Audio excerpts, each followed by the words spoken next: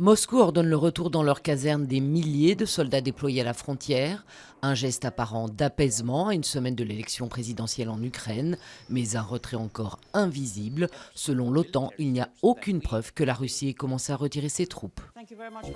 Nouri al-Maliki devrait conserver son poste de Premier ministre pour un troisième mandat. Son alliance pour l'état de droit est arrivée en tête aux législatives du 30 avril, mais sans obtenir la majorité des sièges. Le Premier ministre sortant devra donc chercher des alliances pour être reconduit à la tête du gouvernement. La Cour d'appel de Paris a tranché. Les 8 infanticides reprochés à Dominique Cotteray ne sont pas prescrits. La quinquagénaire est donc renvoyée aux assises. Une décision scandaleuse pour ses avocats qui annoncent un nouveau pourvoi en cassation.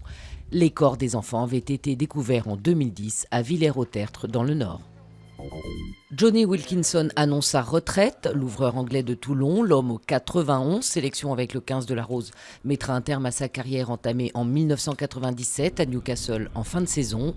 Des adieux après un ultime défi pour l'emblématique numéro 10 toulonnais, la finale de la Coupe d'Europe, puis celle du top 14. La mythique piscine Molitor rouvre ses portes. Il aura fallu 2 ans et demi de travaux pour rénover ce joyau parisien. Exit la piscine municipale. Les bassins font maintenant partie d'un luxueux complexe avec hôtel, spa et restaurant. Pour y faire ses longueurs, il faudra s'offrir une chambre à l'hôtel 5 étoiles ou devenir membre du club privé. Comptez 4 500 € pour une année.